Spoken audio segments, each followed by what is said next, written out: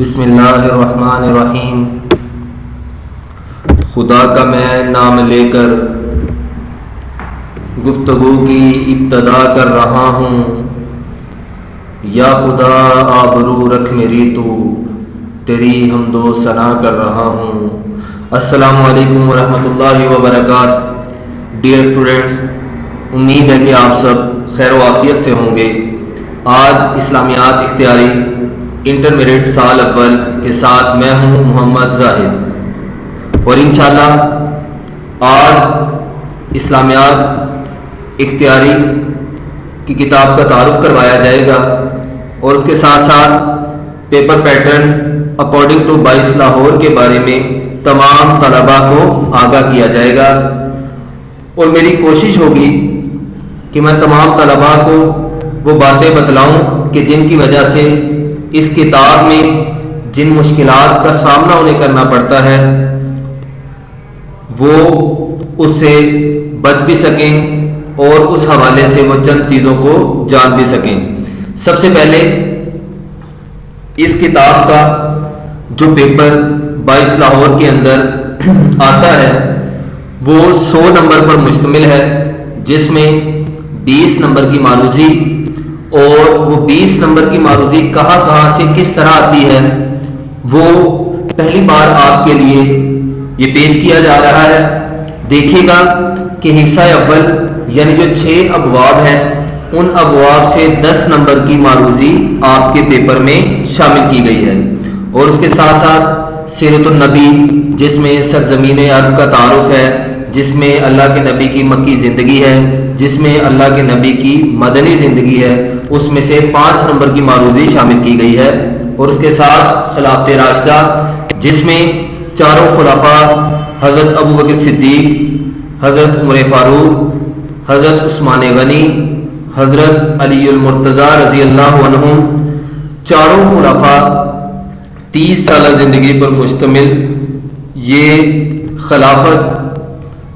اس میں سے 5 نمبر کی معروضی آپ کے لیے بورڈ میں رکھی گئی ہے۔ اب یہ ٹوٹل حصہ اول سے 10 نمبر، سیرت النبی سے 5 نمبر اور خلافت راشدہ سے 5 نمبر، یہ ٹوٹل مل کر بنے ہمارے 20 نمبر، اور یہ 20 نمبر کی معروضی آپ کو اس طرح پیپرز کے اندر آئے گی۔ اور اس کے بعد ہم دیکھیں گے اپنے مختصر سوالات کی طرف، جس کے اندر سب سے پہلے ہم دیکھیں گے کہ ہمیں مختصر طرز کے جو سوالات ہیں وہ 3 پورشنز میں آتے ہیں، یعنی سوال نمبر 1 تو معروضی ہو گیا ہمارا، سوال نمبر 2، سوال نمبر 3 اور سوال نمبر 4، یعنی ہمیں 3 سوالات وہ مختصر سوالات کی صورت کے اندر آتے ہیں، جس میں حصہ اول میں 12 سوالات پر مشتمل ایک پورشن آئے گا، جس میں سے آپ نے 8 سوالات کرنے ہوں گے۔ اب یہ جو 12 سوالات ہیں یہ ہمیں کہاں سے آئیں گے؟ یہ ہمیں حصہ اول سے آئیں گے، اور اس حصہ اول کے اندر جو پہلے ہم نے بات کی کہ 6 ابواب شامل ہیں،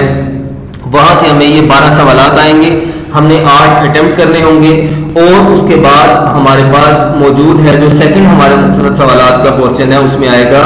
حصہ اول سے اور سیرت النبی سے، تو اس کے اندر بھی ہمیں 12 سوالات آئیں گے، جس میں سے ہمیں 8 کرنے ہوں گے، اور جو ہمیں 8 سوالات کرنے ہیں ان میں ہمیں دیکھنا ہے کہ ہم نے کتنے سوالات ہمیں حصہ اول سے پھر دوبارہ آئیں گے اور کتنے سوالات ہمیں سیرت النبی سے آئیں گے۔ تو یہاں پہ آپ یاد رکھیے گا کہ حصہ اول سے دوبارہ پھر ہمیں 8 سوالات آئیں گے، اس پورشن میں بھی حصہ اول کے جو 6 ابواب ہیں ان میں سے ہمیں دوبارہ 8 سوالات آئیں گے، اور سیرت النبی کے پورشن سے ہمیں 4 مختصر سوالات آئیں گے، تو یہ ٹوٹل ملا کے 12 ہوئے، تو 12 میں سے آپ نے 8 کرنے ہیں، تو اس کے بعد ہمارے پاس تیسرا جو مختصر سوالات کا پورشن ہے اس میں ہمیں 13 سوال آئیں گے، اور ان 13 سوالوں میں ہم نے 9 سوال اٹیمپٹ کرنے ہیں، اور ہم دیکھیں گے کہ ہمیں ان 13 سوالات میں سے کتنے سوالات غزوات سے آتے ہیں اور کتنے سوالات ہمیں خلافت راشدہ سے آتے ہیں۔ ہمیں 9 سوالات غزوات سے آئیں گے اور ہمیں 4 سوالات خلافت راشدہ سے آئیں گے،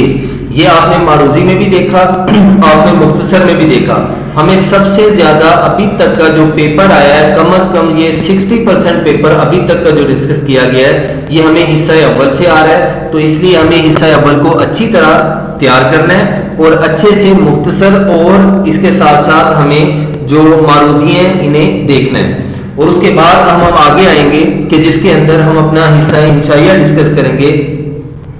حصہ انشائیہ خاص طور پر اہمیت کا حامل ہے کہ جس میں بچے اکثریت کے اندر اپنے نمبرز میں پرابلم میں آ جاتے ہیں. بچے اچھا اٹیمپٹ نہیں کر پاتے، بچے اچھے سے پریزنٹ نہیں کر پاتے، بچے اچھے سے بورڈ ایگزامینر کو یہ بات باور نہیں کروا پاتے کہ ان کے لکھے ہوئے کانٹیکٹ کے اندر کسی بھی قسم کی کوئی پرابلم نہیں ہے. اب سب سے پہلے ہم دیکھیں گے کہ حصہ انشائیہ ہمارا 30 نمبر پر مشتمل ہے، یعنی معروضی 20، مختصر سوالات 50 اور حصہ انشائیہ 30، تو یہ ٹوٹل ملا کے 100 نمبر ہوا. اب حصہ انشائیہ کے بارے میں جب ہم بات کر رہے ہیں تو اس میں دیکھیں گے کہ ہمیں حصہ اول سے، سیرت النبی سے، یعنی اس میں ہم سیرت النبی اور غزوات دونوں ایڈ کریں گے، اور خلافت راشدہ سے کتنے سوالات آتے ہیں کہ ہم اچھے سے اپنا پیپر اٹیمپٹ کر سکیں اور ہمیں کسی قسم کی کوئی پرابلم نہ آئے. سب سے پہلے ہم حصہ اول سیرت النبی اور خلافت راشدہ کے نیچے جو نمبرنگ دی گئی ہے اس کے بارے میں دیکھیں گے. اگر تو بورڈ ایگزامینر ہمارے پہلے کنسپٹ کے مطابق پیپر بناتا ہے تو حصہ اول سے وہ 3 سوالات دے گا. سیرت النبی یعنی بشمول سرزمین عرب، اللہ کے نبی کی مکی مدنی زندگی اور غزوات میں سے ہمیں ایک کوشچن دے گا، اور خلافت راشدہ میں سے بھی ہمیں ایک ہی کوشچن دے گا. اگر ہم سیکنڈ پیپر پیٹرن یا سیکنڈ اس کی تھنکنگ کے بارے میں دیکھیں تو اس میں ہمیں وہ حصہ اول میں 2 سوالات دے گا، اور سیرت النبی میں وہ پھر 1 سوال دے گا، لیکن وہ جو حصہ اول کا 1 سوال اس نے کم کیا وہ ایڈ کر دے گا خلافت راشدہ کے اندر، اور وہاں سے ہمیں 2 سوالات دے دے گا. یہ ہم نے ابھی تک جو بات کی ہے یہ بہت اہمیت کی حامل ہے، اور اس کے اندر آپ لازمی یاد رکھیے گا کہ ہمیں بورڈ کے اندر اصل میں پیپر آتا کیسے ہے، اور جب بورڈ کے اندر ہمیں پیپر آئے تو بورڈ ایگزامینر کس سوچ کے مطابق ہمیں پیپر ڈیولپ کر کے دے گا کہ جو ہم نے حل کرنا ہوگا. تو اگر آپ ازبر ایک بار یہ بات دیکھ لیں، سن لیں، تو انشاءاللہ آپ کے لیے پیپر اٹیمپٹ کرنا بہت آسان ہو جائے گا. اور اس کے بعد ہم بک کا تھوڑا سا تعارف پیش کریں گے کہ جس کے اندر ہمارے پاس حصہ اول کے اندر موجود وہ ابواب، ان کی فہرست اور ان کے بارے میں ڈسکس کریں گے. سب سے پہلے ہمارے پاس جو حصہ اول میں باب موجود ہے وہ ہے اسلامی تہذیب و تمدن. اور اسلامی تہذیب و تمدن کے اندر تہذیب کی بیسک یعنی تعریف کی گئی ہے، بیسک انٹروڈکشن کروایا گیا ہے، اور اس کے ساتھ ساتھ تمدن کے بارے میں بیسک انٹروڈکشن کروانے کے بعد وہ بس کہتے ہیں 2-4 لائنوں کے اندر اینڈنگ کر دیا گیا، تہذیب و تمدن کا فرق واضح کیا گیا اس چیپٹر کے اندر. اور اس کے ساتھ ساتھ اسلامی تہذیب کے عوامل کے بارے میں بتلایا گیا جنہیں آپ عقائد اسلام کے نام سے یاد کرتے ہو. اور اس کے بعد ہمیں اسی چیپٹر کے اندر اسلامی تہذیب کے عناصر کے بارے میں بتایا جائے گا، جس میں آپ ارکان اسلام آپ کو بچپن سے پڑھتے آ رہے ہیں، آپ کو یاد ہوں گے. اسلامی تہذیب کے عوامل، عقائد اسلام، اسلامی تہذیب کے عناصر، ارکان اسلام. اب اس کے بعد اسلامی تہذیب میں ہمارے پاس جو لاسٹ اور موسٹ امپورٹنٹ لانگ کوشچن رہ جاتا ہے وہ ہے اسلامی تہذیب و تمدن کی خصوصیات، یعنی اسلامی تہذیب و تمدن کس طرح معاشرے پر اثرات مرتب کرتی ہے، اور اسلامی تہذیب و تمدن کے اندر کون کون سے ایسے عوامل اور کون کون سی ایسی خصوصیات پائی جاتی ہیں جن کی بنیاد پر یہ تمام کی تمام تہذیبوں سے اعلیٰ اور ارفع ہے. ہمارے پاس سیکنڈ باب موجود ہے جو ہے شخصی و انفرادی زندگی. شخصی و انفرادی زندگی اسلام کے اندر خاص اہمیت کی حامل ہے کہ جس کی وجہ سے انسان اپنے آپ کو لوگوں کے سامنے انٹروڈیوس آ سکتا ہے کہ وہ کیسا انسان ہے. اور اس کے اندر بہت اہم ٹاپکس انہوں نے شامل کیے ہیں جس میں اخلاق، تقوی، ذکر، شکر، صبر، عفو و درگزر، عدل، احسان اور خدمت خلق کو شامل کیا گیا ہے. جس انسان کے اندر یہ تمام کی تمام خصوصیات پائی جائیں وہ انسان ایک بہترین شخصیت کا حامل بھی تصور کیا جاتا ہے، وہ انسان ایک بہترین اور کامل انسان بھی تصور کیا جاتا ہے، اور اس کا معاشرے کے اندر بہت احترام بھی ہے. اور اس کے بعد ہمارے پاس تیسرا چیپٹر جو موجود ہے وہ ہے خاندانی و آئلی زندگی، یعنی ہمارا خاندانی نظام، اس کے بارے میں ڈسکس کی گئی ہے۔ خاندان کے اندر والدین، خاندان میں اولاد، خاندان کے اندر زوجین اور خاندان کے اندر یہ تمام کے تمام حقوق جو ہیں ان پر ڈسکشن اس چیپٹر کے اندر کی گئی ہے، اور یہ ہمارے نالج کے لیے بھی اور ہماری آنے والی زندگی کے لیے بھی بہت ہی زیادہ اہمیت کا حامل باب ہے۔ اور اس کے بعد ہمارا جو چوتھا چیپٹر ہے جس کے اندر اسلام کا نظام تعلیم پروپر ڈسکس کیا گیا ہے کہ اسلام کس نظام تعلیم کو اس دنیا کے اندر رائج کرنا چاہتا ہے، یا اسلام کا نظام تعلیم کیسا ہے، یعنی اسلام کیسا نظام تعلیم دے کر گیا ہے۔ اور یہاں پر اللہ کے نبی کی زندگی کے بارے میں بتایا جائے گا، اللہ کے نبی کس طرح اسلام کے بارے میں گفتگو کیا کرتے تھے، اللہ کے نبی کس طرح اسلام کی تبلیغ کیا کرتے تھے، اللہ کے نبی کس طرح اسلام کا پرچار کیا کرتے تھے، اللہ کے نبی کس طرح اسلام میں اصول آف تھاٹ پر عمل کروانے کے لیے لوگوں کو قائل کیا کرتے تھے۔ اب اس ایک ٹاپک کے اندر اسلامی معاشرے میں علم کی اہمیت کے بارے میں بتلایا جائے گا، شاگرد اور استاد کے حقوق کے بارے میں، اور مکتب کسے کہا جاتا ہے اور مسجد کسے کہا جاتا ہے۔ الحمدللہ اسلام کو یہ اعزاز حاصل ہے کہ اسلام نے مکتب اور مسجد کو جو اہمیت دی ہے وہ کسی بھی دین کے اندر یا کسی بھی مذہب کے اندر وہ اہمیت حاصل نہیں کسی کو بھی۔ اب اس کے بعد ہم اپنے اگلے ٹاپک پر بات کریں گے، اگلے باب پر بات کریں گے جو ہے اسلامی معاشرہ، یعنی اسلامی معاشرہ کیسے ڈیولپ ہوا۔ اللہ کے نبی کے آنے سے پہلے اس عرب معاشرے کے اندر جہالت اور جہالت کے ساتھ ساتھ آپ کہہ سکتے ہیں کہ اندھیرے چھائے ہوئے تھے یا ظلمت کی وہ گھٹائیں تھیں جنہیں اللہ کے نبی نے اسلام کے لبادے میں اوڑھ کر ایسا پر نور معاشرہ دیا کہ جس معاشرے نے آنے والی پوری دنیا کو ہلا کر رکھ دیا، اور تمام کے تمام ورلڈ کے اندر اگر اسلامی معاشرے کو دیکھا جائے تو اسلامی معاشرہ ہر ایک چیز پر ڈسکس کرنے والا وہ واحد معاشرہ ہے جو ہمیں یہ بات بتلاتا ہے کہ آپ نے اپنی زندگی گزارنی کیسے ہے، آپ نے اپنے معاملات کی انجام دہی کرنی کیسے ہے، آپ نے اپنے آپ کو درست کرنا کیسے ہے، آپ نے آنے والی لائف کے لیے تیاری کرنی کیسے ہے، آپ نے اپنے ماضی سے سبق سیکھنا کیسے ہے۔ یہ تمام کے تمام جو عوامل ہیں یہ سارے کے سارے اسلامی معاشرے کے اندر پائے جاتے ہیں، اور اس میں ہم اس کی خصوصیات کے بارے میں پڑھیں گے، ہمسائے شہری کے حقوق کے بارے میں پڑھیں گے، اور سپر اسلامی ریاست معرض وجود میں آتی کیسے، اور آنے کے بعد وہ آگے لوگوں تک اپنے اثرات اور اپنے فوائد یعنی لوگوں تک بھیجتی کیسے ہے، لوگوں کو اس کے ذریعے قائل کرتی کیسے، ان تمام چیزوں کے بارے میں اس ایک ٹاپک کے اندر ڈسکس کیا جائے گا۔ اس کے بعد ہمارے پاس ٹاپک موجود ہے عالم اسلام۔ عالم اسلام یعنی پوری دنیا کے اندر اسلام کس طرح پھیلے گا، پوری دنیا کے اندر اسلام اپنا وجود رکھتا کیسے ہے، اور اس کے اندر ہم جن ٹاپکس پہ بات کریں گے وہ ہوگی امت کہا کسے جاتا ہے اور قوم کسے کہا جاتا ہے، اخوت کے بارے میں، تبلیغ و دعوت کے بارے میں کہ بلغوا انی ولو آیا کہ کنسپٹ کو آگے پھیلایا کیسے جائے گا، میدان عرفات کے اس حکم کو آنے والی اپنی لائف کے اندر امپلیمنٹ کیا کیسے جائے گا، اور سب سے اہم بات اسلام کے اہم پوائنٹ کے بارے میں، ایک رکن کے بارے میں جو جہاد ہے وہ اسی کے اندر ڈسکس کیا گیا ہے۔ انشاءاللہ ہم تفصیلی لیکچرز کے اندر ایک ایک ٹاپک کو لازمی ڈسکس کریں گے۔ اس کے بعد ہمارا حصہ اول کمپلیٹ ہوا، اب ہم اپنے حصہ دوم کی طرف آئیں گے۔ ہمارا حصہ دوم بڑی اہمیت کا حامل ہے، اور ہر ایک انسان کو اس کے بارے میں جاننا، ہر ایک انسان کو اس کا تعارف بہت ضروری ہے، تاکہ انسان اس کے ذریعے اپنی آنے والی لائف کے اندر جو مشکلات ہیں، جو معاملات ہیں، انہیں حل کرنے کی استعداد پیدا کر سکے۔ سب سے پہلے حصہ دوم ہم دو پارٹس میں تقسیم کر لیں گے۔ نمبر 1 سیرت النبی، نمبر 2 خلافت راشدہ۔ سیرت النبی میں ہم دیکھیں گے کہ اللہ کے نبی صلی اللہ علیہ وسلم 571 عام الفیل والے سال پیدا کیے گئے، اور اس کے بعد 632 عیسوی تک اللہ کے نبی نے اپنی زندگی کو کیسے گزارا، اللہ کے نبی کی مکی زندگی کیسے تھی، اللہ کے نبی کی مدنی زندگی کیسے تھی۔ اور سیرت النبی میں سب سے پہلے تھوڑا سا انٹروڈکشن کروایا گیا جو سرزمین عرب کے بارے میں ہے، کہ جس سرزمین پر اللہ تبارک و تعالیٰ نے اپنے محبوب نبی کو مبعوث فرمایا وہ زمین کیسی تھی۔ اس کے بارے میں انٹروڈکشن کے بعد عربوں کے حالات ہیں، معاشی حالات ہیں، سماجی حالات ہیں، سیاسی حالات ہیں، اور مذہبی حالات ہیں، تمام حالات کو ایک پیرائی کے اندر وہ سمو دیا گیا ہے۔ اس کے بعد اللہ کے نبی کی مکی زندگی کو ڈسکس کیا گیا ہے کہ کس طرح جبرائیل علیہ السلام